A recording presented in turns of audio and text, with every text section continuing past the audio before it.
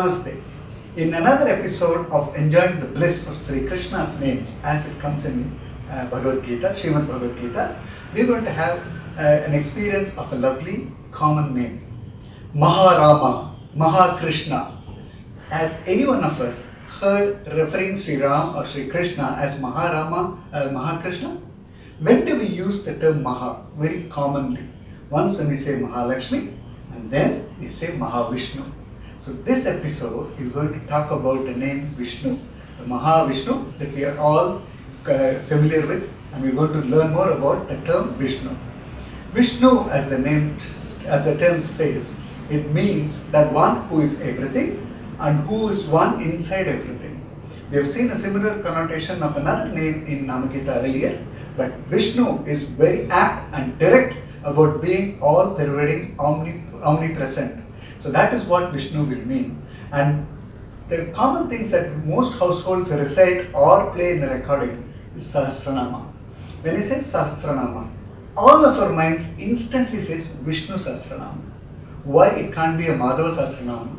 Why it can't be Narayana Sahasranama, who is origin of everything? And even Vishnu or Rama or Krishna are incarnations of Narayana. We don't say Narayana Sahasranama.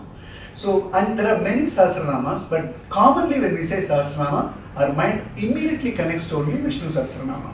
And that also starts Visvam Vishnur Vashadkaro. The second name itself is Vishnu, and the first it says Visvam, the universe.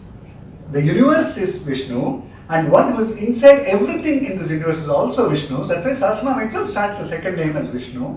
And when we say this universe, or just the earth you take, universe is much bigger, right? We know there are 7 worlds above and 7 worlds below, and that forms universe in magnitude of multiple things that is involved, not just the earth that we are talking about.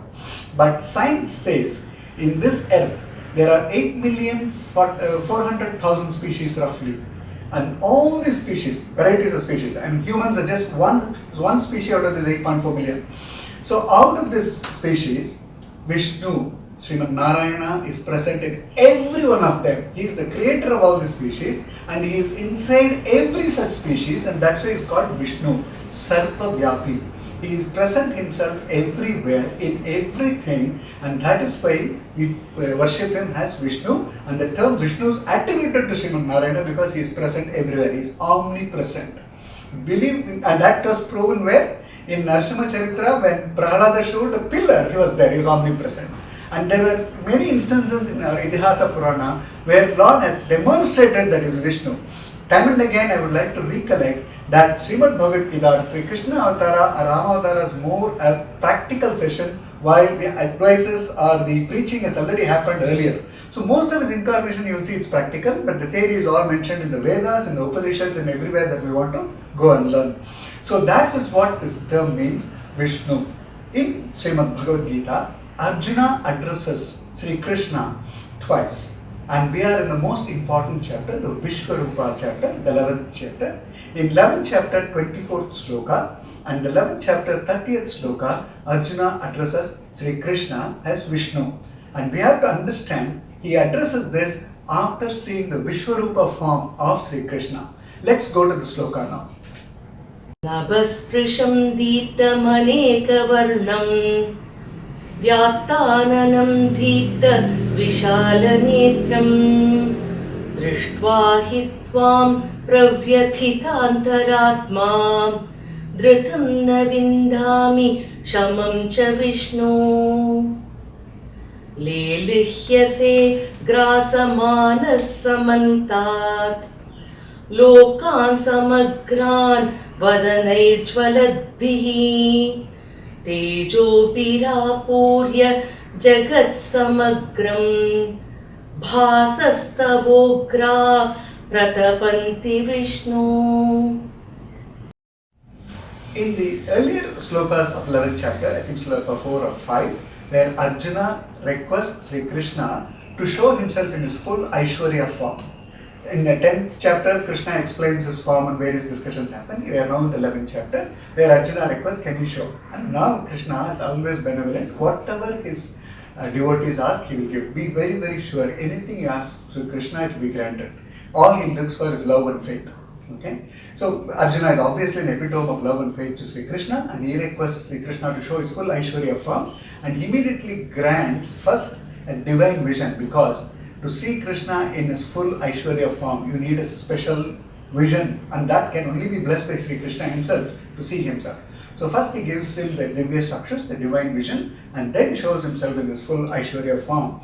Seeing it, and he is seeing everything there. Arjuna is now in a different state of mind, and that he sees and rattled, a bit, afraid, fearful if I have to use the term, and also he's inquisitive and curious to see such a form that he can't even fathom. When he asked, he didn't even realize that what he's going to see. And that is what we also end up realizing most of the times when we take Krishna for granted. We don't realize the magnitude of Krishna if he really has to show himself up to us.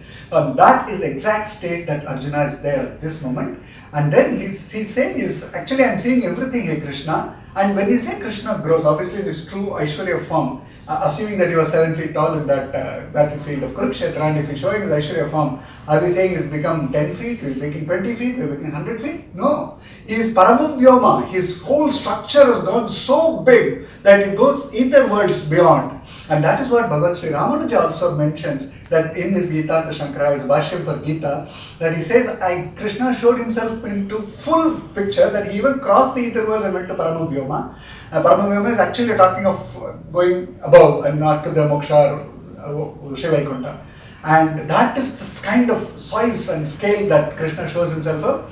And it's not just the size and scale. Arjuna sees a lot of things that has happened, that is going to happen. He can even see that the war ending in a form that where Duryodhana and Kauravas are being annihilated, and the kind of flame that comes in, what is called as the Pralayagni, or what he says, when the Mahapralaya happens, it will be engulfed by fire and water, and the Pralayagni kind of thing comes from Sri Krishna's mouth. He's rattled with all these things. Then later he pleads, please show yourself in the usual 4 forms that we saw earlier. So that is the scale of Vishnu, and the size of that Sri Krishna shows himself a Paramam Vyoma. Again proves that he is Vishnu, because he is omnipotent and omnipresent. He is everything and he is in everything. And that is a very important thing that we learn from this 11th chapter, 24th sloka and 30th sloka, that Sri Krishna is Vishnu. And why specifically at that time Arjuna addresses Vishnu? Because he is all-pervading, he is omnipresent, and he is seeing everything directly and then addressing. So that is the very important factor that we need to know.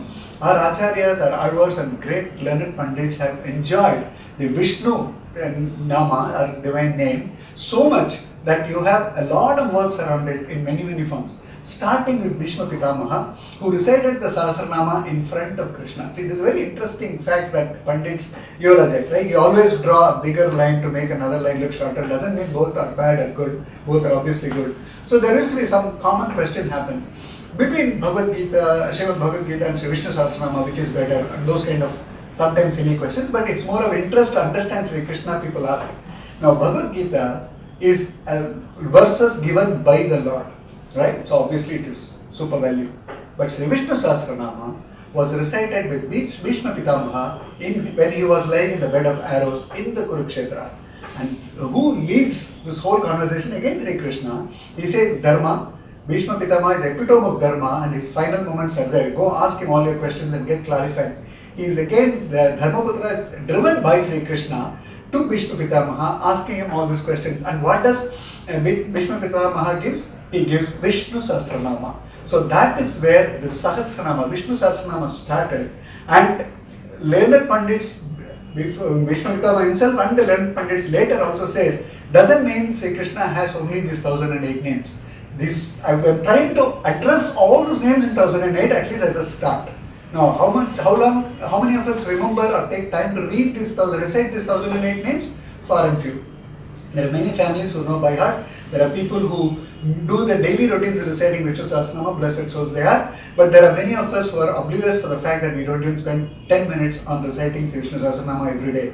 But it is all powerful and omnipotent because those Sahasranama, as later Acharyas mentioned, is all about the Devaki Putra who is there only. So it is very clearly established. The Sahasranama is about Krishna, who was giving the Bhagavad Gita earlier in the Kurukshetra war, because this happens when Bhishma Pitamaha is on the bed of arrows, right? So at that day, when Sahasranama was given, it was named Vishnu Sahasranama because everything about Vishnu is been trying to build into this 1008 names. And then Acharya says, it's only a start, there's much more to address, we need more life, more words to even express what it is there. So that is what is extremely important, that this 8.4 million species that Srimad Bhagavata has mentioned is there all over the place, that and Vishnu is himself pervading everywhere. So whether it is mobile or immobile, whatever it is, Sri Krishna is there in it. Or Sri Krishna manifests himself as Vishnu in everything. So this in Swami Desikan in his Raghuvira Gadya, in his praise of Lord Sri Rama, he says Paramavyoma Bhaskaraha. There also he uses Paramavyoma. Jagadacharya Sri Bhagavad Sri Ramanuja in his Gita Bhashan mentions this Vishnurupa avatar as Paramavyoma. So everybody when they talk is Paramavyoma, that it is not limited to this what eyes can see or a little bit more that we here and I can fathom, say as I gave an example, 10 feet becomes 100 feet. It's not that, it's much bigger. So that where all we saw in many places we saw Trivikrama Avatara of Sriman Narayana, where he measured everything with his just 2 steps. Mahavishnu. He is there in everything, he has measured everything, he is everything. So let us worship Sri Krishna as Vishnu, as Mahavishnu, and be blessed always. Namaste. Madhava Achyuta Krishna Hare Rishikesha Keshava Govinda Vasudeva Bhagavan Janardana